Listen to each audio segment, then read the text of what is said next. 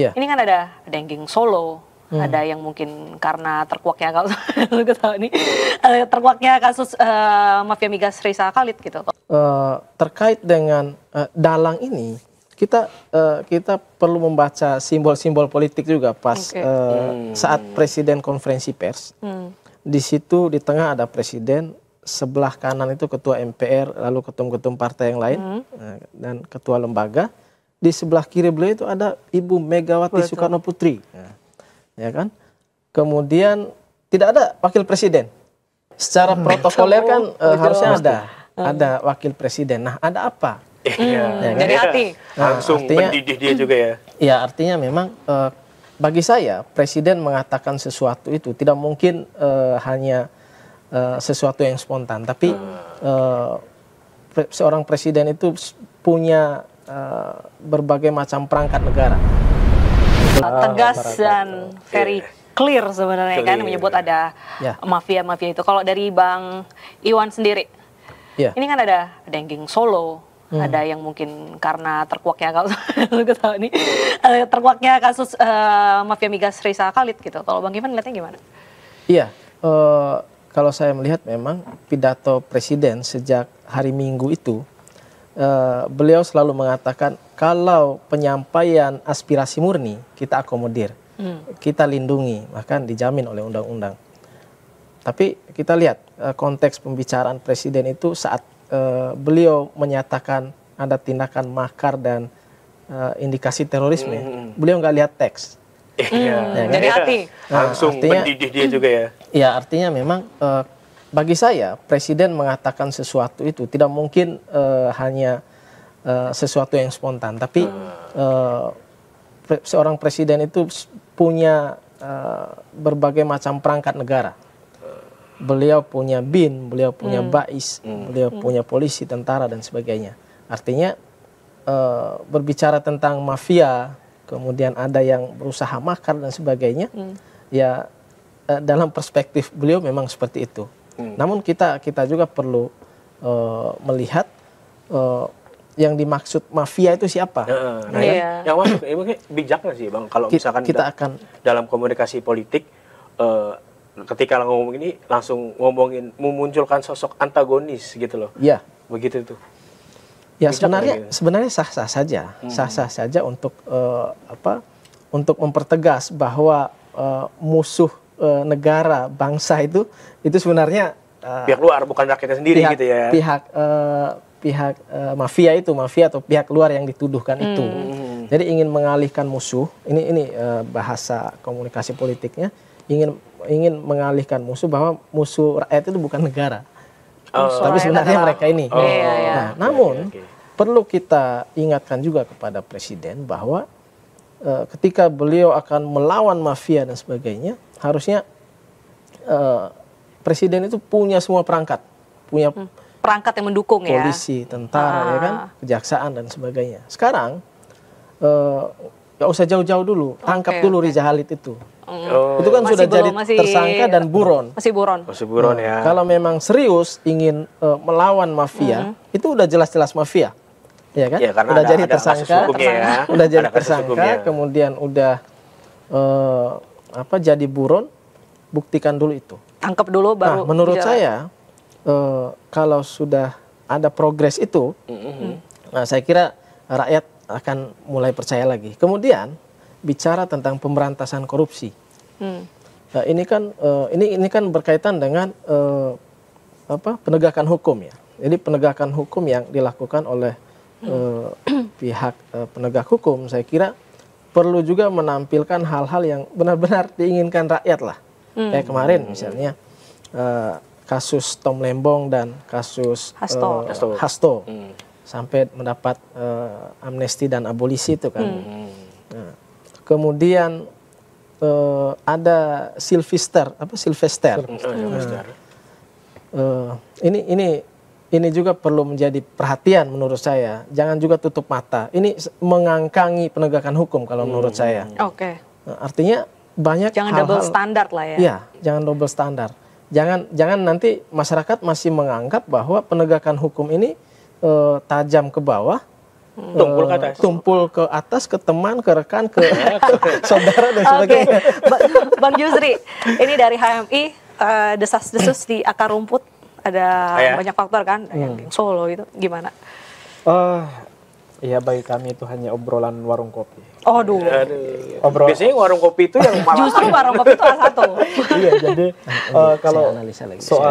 kalau soal itu ya memang kalau statement Prabowo memang benar terkait dengan mafia demo, ya semestinya segera ditindak, segera ditangkap, karena saya kira pemerintah memiliki instrumen yang lengkap untuk mengetahui siapa sebenarnya dalang di balik gerakan 25 dan 28. Ketika memang misalnya ada. Nah, kami sendiri yang ada di bawah tidak menemukan ada dalang. Kenapa? Karena kan kita di OKP, organisasi mahasiswa, ya yang semestinya misalnya kalau ada dalang kan pasti ada yang komunikasi gitu loh. Tapi kan sejauh ini dimulai dari pusat sampai ke daerah di Cipayung misalnya itu nggak ada yang komunikasi. Jadi gitu. Fokus HMI sekarang lebih ke tuntutan dan konstruksi dari tuntutan itu sendiri ke pemerintah gitu. Betul, lebih kepada apa yang menjadi substansi dalam perbaikan negara ini. Perlu ada koreksi yang kami namakan itu adalah koreksi Indonesia. Tapi kalau bicara soal dalang kami nggak fokus di situ, tetapi pada prinsipnya kami mendukung Presiden Prabowo untuk menindaklanjuti ketika memang ada mafia-mafia. Kan mafia ini bisa direinterpretasi. Banyak hal. Banyak hal. Kalau dalam konteks ini kan terencana, terstruktur, tersistematis, dan sifatnya rahasia dan ilegal. Kan gitu. Nah, maksud saya adalah ya bisa aja sumber mafia yang ada di negara ini dari berbagai macam sektor bukan hanya di luar pemerintah.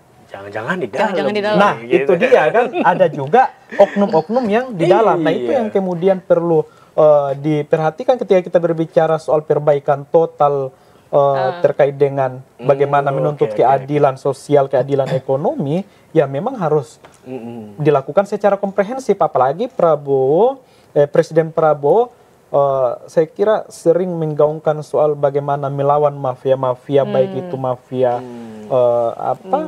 minyak, migas dan lain sebagainya, apalagi mafia demo. Kan gitu. Kalau misalnya ada. Jadi kan kalau kata HMI, kalau saya simpulkan pemerintah lebih baik bersih-bersih dulu deh di dalam.